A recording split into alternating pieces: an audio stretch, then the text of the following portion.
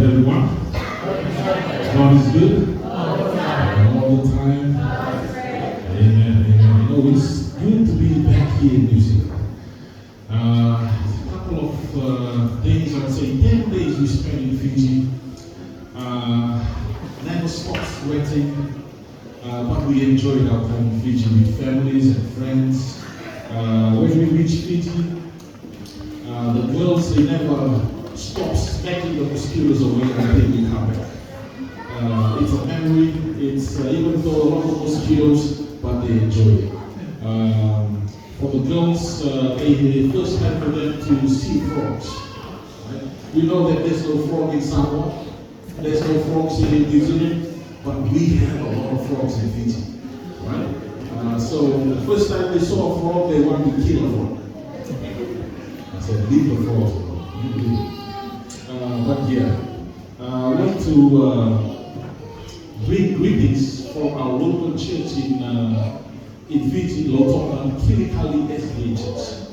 They send their love, their greetings, even though we may not see each other, we may not know each other, but we do know someone in common, and that is Jesus Christ.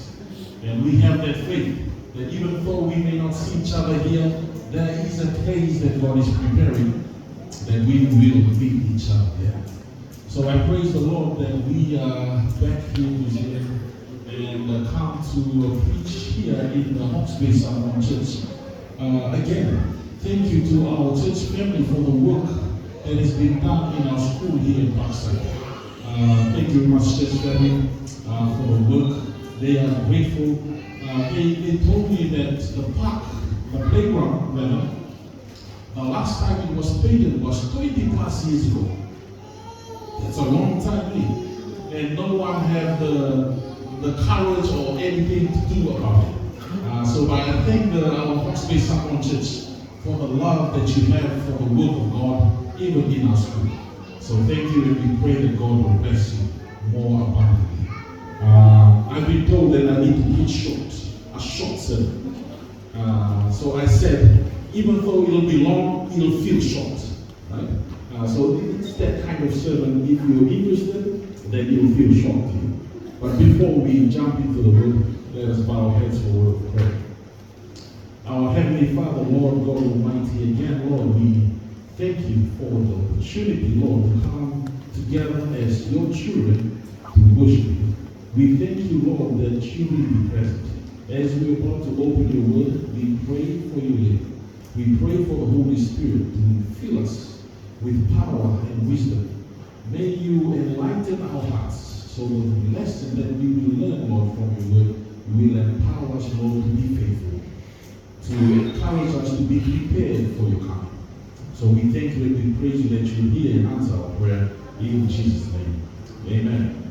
I didn't prepare a slide for us, but I would like us to open our Bibles to the book 2 Kings chapter 22. 2 Kings chapter 22. There is a story in there that I'd like to share with us, though it may be familiar to some of us, but there are lessons I believe that we could learn from it, draw from it, that will help us in our spiritual journey, to grow spiritually, to also to be strong in the faith, and to remain faithful. 2 Kings chapter 22. 2 Kings chapter 22. Okay. Now, let us read verse 1 together in our Samoan Bible. Right? 2 Kings 22 verse 1, 2, 3.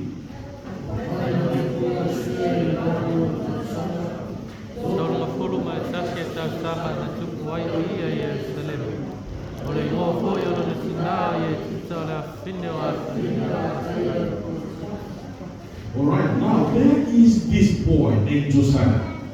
Now Josiah's death has passed, which was the previous king, and now this responsibility as a king has come down to him as an 8-year-old boy. Now who is at the age of 8 years here? Anyone 8 years old? Okay, no one. Right. So 8 years old, right? So Josiah's death passed away. Now that rulership, being a king, came down to him. But this is the interesting thing, right? This is the interesting thing. Verse 2, let us read 2, 3.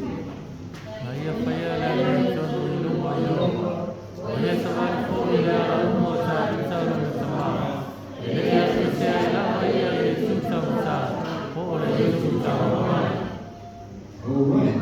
Did you get that? Now, Josiah compared to his father and to his grandfather, he is totally different.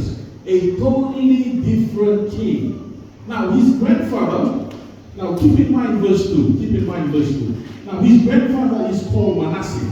Now, in chapter 21, verses 1 and 2, let us read about this man, the grandfather Manasseh, right? Chapter 21, verses 1 and 2. 2, 3.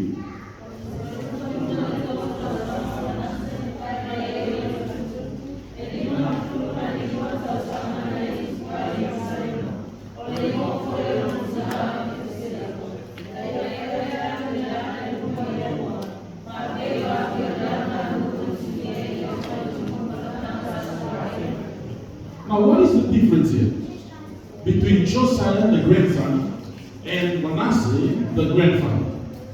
The difference is in verse 2 that Manasseh, it says there that he did evil in the sight of the Lord. He did what was contradicting what God willed for Israel. But Josiah was doing something different. He did what was pleasing in the sight of the Lord. Verse 2 of chapter 21 says that Manasseh followed the practices of pagan nations. You get it? Follow the practices of pagan nations.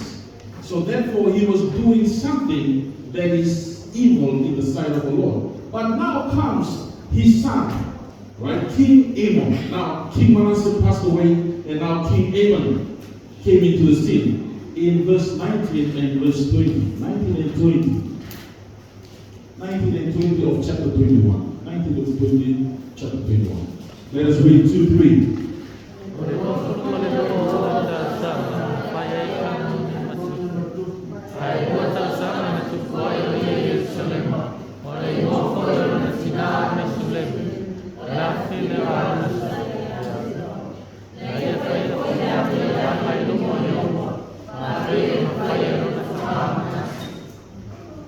Now, did anyone here did what was pleasing in the sight of the Lord or evil? He did evil also in the sight of the Lord. But the thing is that in the English translation says in verse 20 that he followed the steps of his father Manasseh. Yeah? He followed the ways of his father. Because his father did evil, so did he. Because he looked up to his father, he wants to follow in his father's footsteps. So many here look up to their fathers as mentors and following their footsteps. Yeah. But Amon's son is, verse chapter 22, is Josiah. But did Josiah follow in his father's footsteps? No, he didn't. No, he didn't. But who did he follow? In the Bible, verse 2 of chapter 22. Who did he follow? Who? David! He followed David. Now, David is Josiah's great grandfather. You see, he looked up in his life and he was thinking, who should I follow? Evil. Or I'd rather follow someone who is righteous. I rather look up to someone who will direct me to do good rather than bad. Yes, this one is closer, my father and my grandfather. But I don't want to follow their footsteps. You know, at times, we can give excuses like this. Because my family does this, I'm also doing this. Because my family goes this way, I'm also going this way. Because my family joined this certain group, or my family is joining this denomination or Christian denomination, this faith, I will continue to go that way.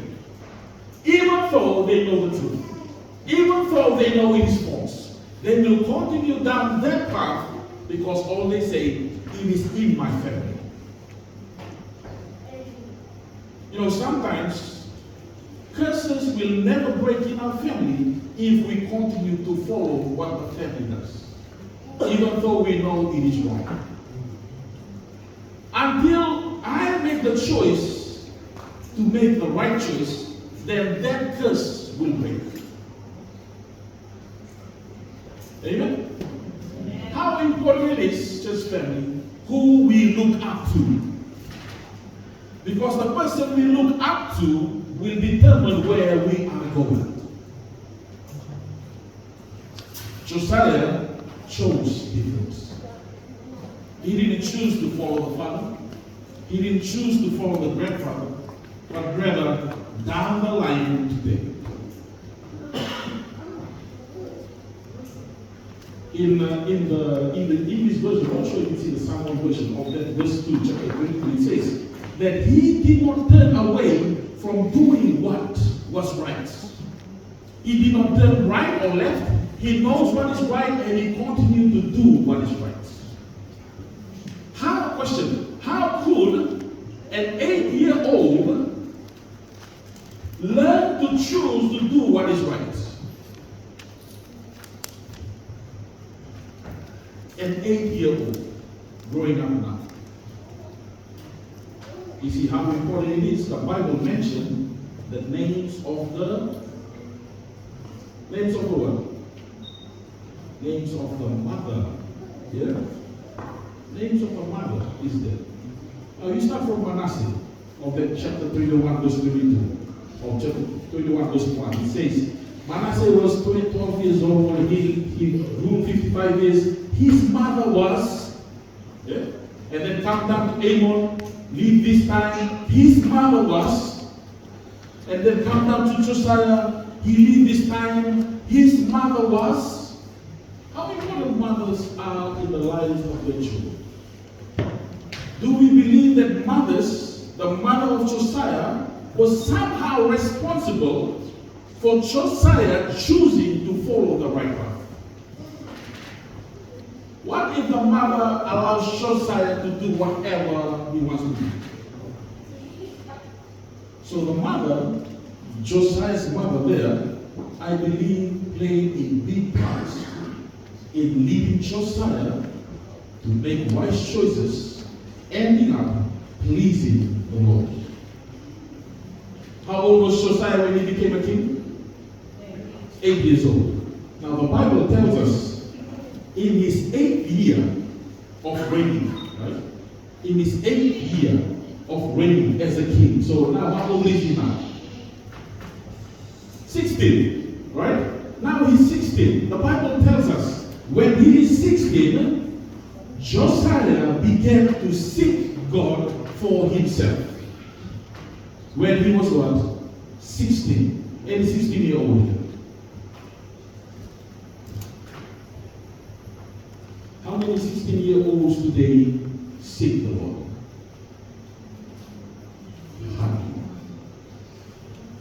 Right? People, children, young people, 16 are seeking other things rather than seeking the Lord. Now 16, I'm not sure if in Samoa, but in Fiji we celebrate these birthdays. 1 year old, then 16, then 21.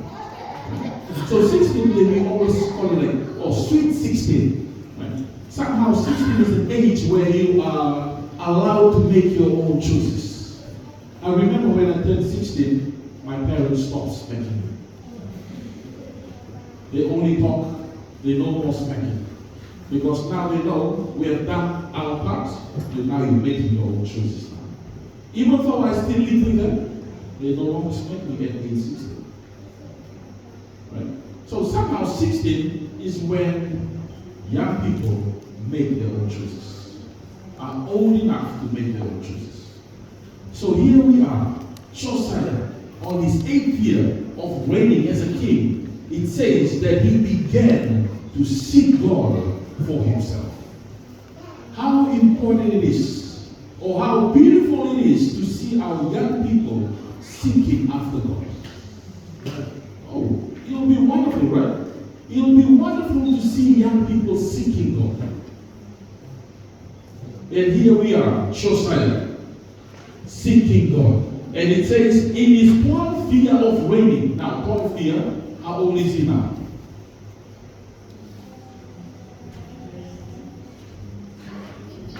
$24? 12th year? So 8, 9, 10, 11, 12, 16, 17, 18, 19, 20. Right? 20 years old now. Now, with 20 years old, this is what he did.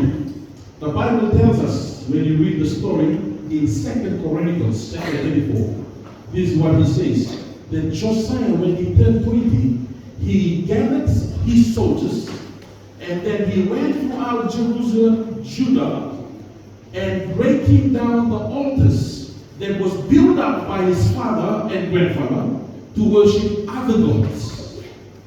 So what was he doing at age 20? He was making right what was made wrong. You get it? He was making right what was made wrong by his father and grandfather. You know, it's very hard. It's very hard to make what was made wrong to make right. Because it now has passed 100 years now he's trying to revive Jerusalem, make things right. I've heard stories of people saying, oh, you know, I used to be a Seventh-day Adventist. I grew up as a Seventh-day Adventist. But what about now? Oh no, I don't go to church now. What does that mean? That means somewhere down the line, someone chose to get out of church. You know, him saying to me, now I'm no longer going to church, basically means telling me now, Adventist down the line, stop, because he made the choice to go out. Now, non-Adventist throughout. Until someone down the line made the choice again to us. Get back in. You get it? Yes.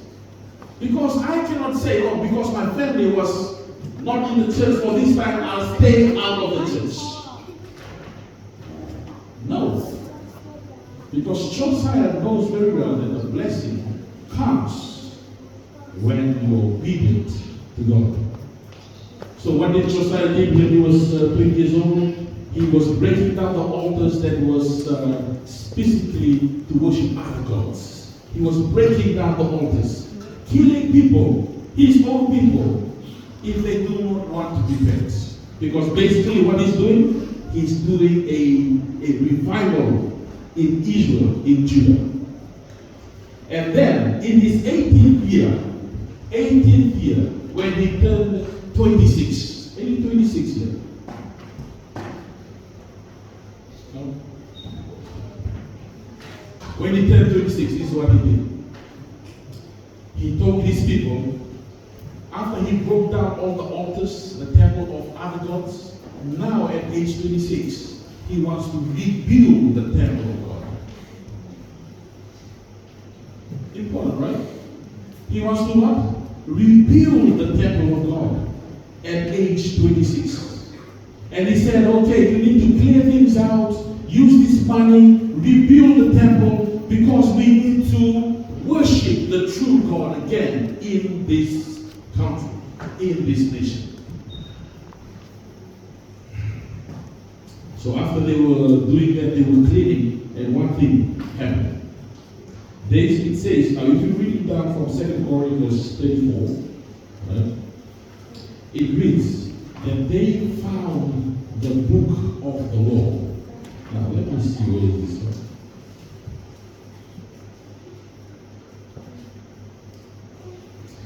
Verse 14 of 2 Chronicles. You have 2 Chronicles? 2 Chronicles chapter 34, verse 14. What is 2 Chronicles in Samoa?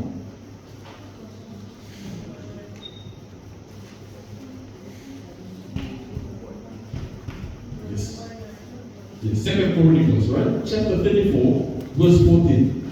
Let's read that.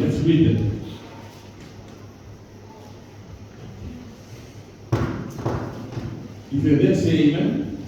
Amen. 2, 3.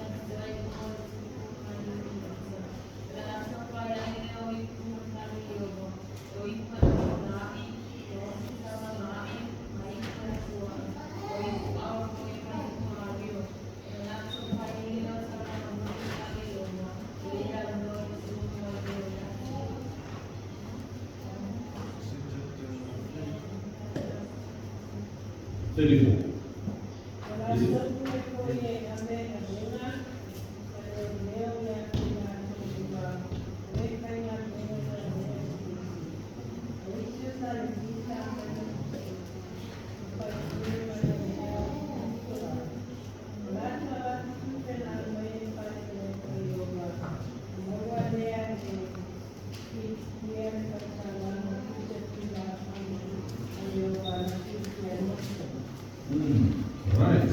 So, while they were cleaning the house of the Lord, what did they find? What did they find? I won't tell you, tell me. What did they find?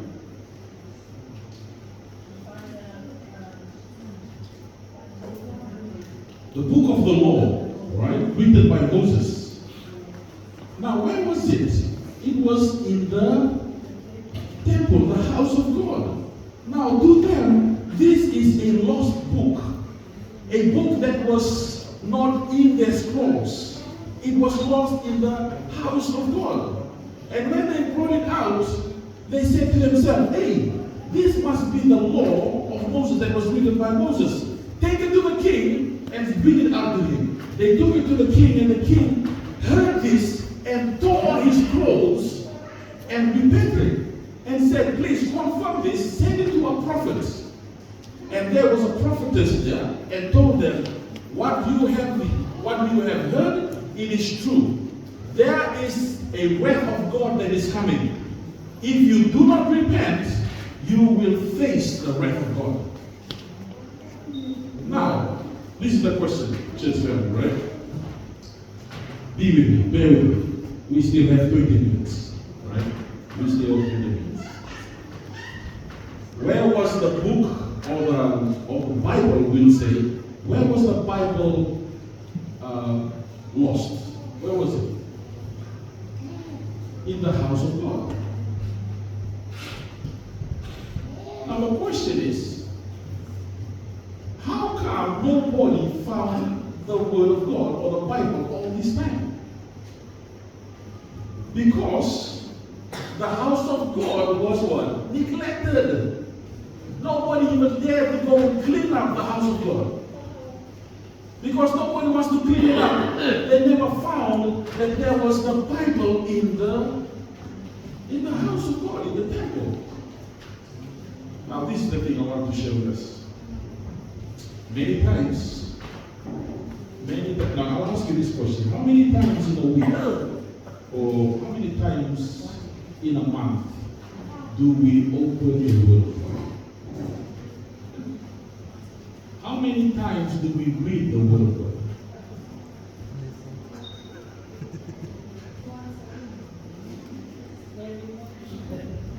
Is the Word of God important to you? Because this is the thing.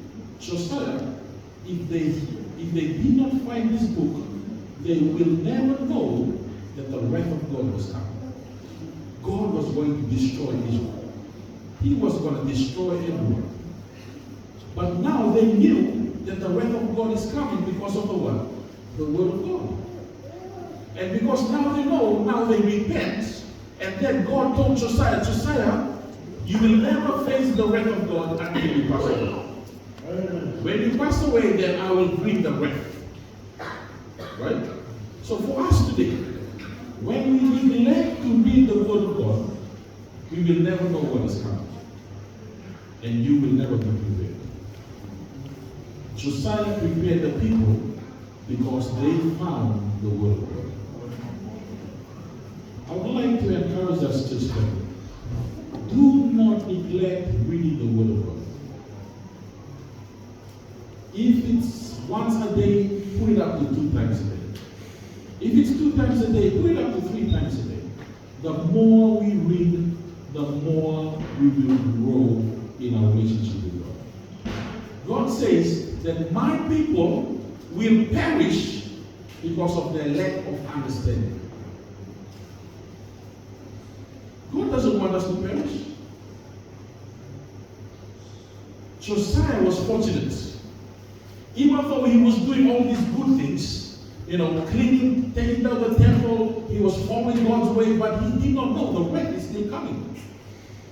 God's wrath is still coming until he found the word of God. Where was it? In the house of God. Why? Because nobody bothered to clean the house of God. It was there. The Bible is always there in the house. Yes? Maybe it's always on the shelf. Maybe it's always on the table. But it is hardly open. We hardly open our Bibles. Because the time is coming, church family, whether we like it or not. Amen. The Bible will be taken away from us. Why we still have this opportunity, this freedom of reading the Word? Read it. Don't take it lightly. Because we just do not know if our time is coming this week. When I was in Fiji, I received a call from one of my family telling me that my cousin just passed away. Still young, he passed away. And people, when somebody young passed away, they will always ask the question, why God? Why? He still have a lot of time in his hands. Why now? Now the question people ask, even the pastors who will go and do the funeral, because one thing pastors will do is try to give comfort to the family. One thing the pastor doesn't know is how this person lying down here lived his life. The pastor cannot promise, you will see him again when Jesus comes. Because the pastor doesn't know that. Only God knows. And if our time is coming this week, we never know. Hopefully, prayerfully, we are there. Because even though anything happened, we do know that we will see each other again. Lastly, one thing that Josiah did. One thing that Josiah did. Right? In chapter 35 of 2 Chronicles, it says, then Josiah announced that the Passover of the Lord would be celebrated in Jerusalem. And so the Passover lamb was slaughtered on the 14th day of the first month. Josiah also assigned the priests to their duties and encouraged them in their work at the temple of the Lord. He issued this order to the Levites, who were to teach all Israel and who had been set apart to serve the Lord. Put the holy ark in the temple that was built by Solomon, son of David, the king of Israel. You no longer need to carry it back and forth on your shoulders. Now, spend your time serving the Lord your God and his people in Israel. The last time they celebrated Passover before Josiah was 400 years ago. 400 years ago. Is Passover important to them, to the Israelites? Yes? Why yes?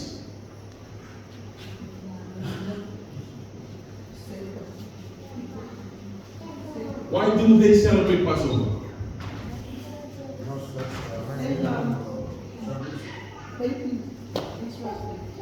Yeah, I'll give you that. This is why they celebrate Passover. God says, you will remember what I have done for you, that I have set you free from slavery. And not only that, because you celebrate Passover, the Passover lamb also pointed towards who? Jesus in the future, right? So it doesn't only make the Israelites look back to what God has done, it also tells them that there is a promise that is coming, Jesus. So to not celebrate Passover, what does it mean if you do not celebrate Passover? Basically, they forgot what God has promised. This is what Satan wants us to do, to forget the promises of God. When we stop reading the Bible, church family, we forget what God has promised us. We will forget what He has done for us in Calvary, and we also forget that He is coming back very soon. And when we forget, what do? Just like the Israelites, they go worship other gods. When we forget, church family, just like the Israelites, we will start worshiping other gods. You may not know it, you may not realize it, but you are worshiping other gods. Until someone comes and tells you, open the Bible, and bring you back to worship the true and living God. So don't take this for granted. Don't take reading the Word of God lightly. Because if Satan, if there's something he wants you to do, is stop reading the Word. That's all. If you stop reading the Word, then you've forgotten all about God's promise, all what He's going to do. The wrath of God is coming, and we will just sit idly and await our destruction. Oh no, then all our coming to church like this is waste. Is a waste. So let's take all the opportunity when it comes to reading the Word. Let us all read it with a heart of praise, thanksgiving, and a heart of learning, so that we can grow in our faith and relationship with God. It is my prayer, church family. God will bless us. God will help us. We're coming towards the end of the year. I'm not sure if you're looking at the news, things that is happening around us. We see that Jesus is really here. He is right at the door. I'm not sure what else we are waiting for. Maybe we're waiting for something really big to happen, then we change. While we see these things happening, and we know that the Bible tells us that these things will happen, why not prepare now rather than later? He is coming back very soon. Whether we like it or not, He is coming. And our destination will depend on the choices that we make. And my prayer is that we will all be there. Put God first, forgive first. All these things will come to an end. It's only our relationship with God that is dependent. And it's my prayer, church family, coming towards the end of the year 2025, we do not know what will happen. We will see the papacy doing this stuff. And all eyes now is going to America. What's happening now? Who will be the next president? Because we know America will work together with the papacy. We're not sure who's going to be the next president of America. Maybe this new president will make things happen. Will make the coming of the Lord first.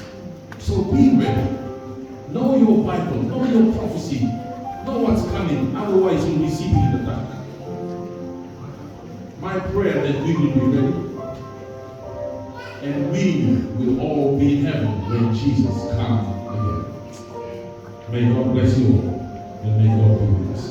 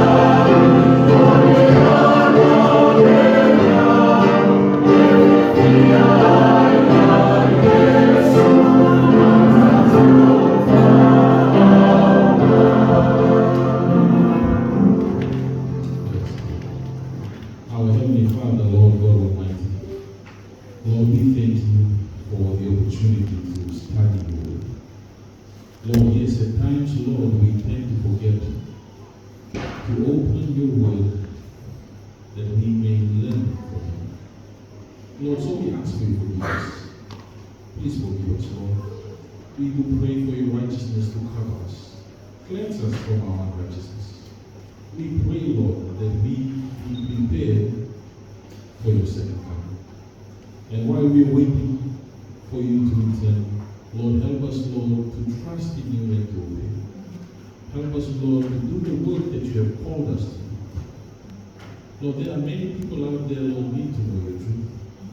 There's no one else, but here we are, Lord. You have called us here for a purpose. And I pray, Lord, that everyone here will say, send me, O Lord. May we be your witnesses. So I thank you and I praise you, Lord, for our church family. I pray for those who are able to make it today, Lord. We do not know what they're going through. We pray, Lord, that you be present with them, be near to them. We thank you, Lord, for your work that is happening here in New Zealand. We do pray, Lord, that you continue to bless each church families here in the North New Zealand province. We also remember the work in Samoa and in Mosese. We thank you, Lord, that you are working. We pray, Lord, that we will be found faithful when we come back. We pray, Lord, that we will inherit the kingdom that you have prepared. So, Lord, continue, Lord, to be with us. May your Holy Spirit, Lord, continue to fill us, empower us to do your will. Once again, Lord, we thank you for your Sabbath. We love you. Continue, Lord, to be with us as we celebrate and enjoy your Sabbath today. This is our prayer in Jesus' name, and everybody says, amen.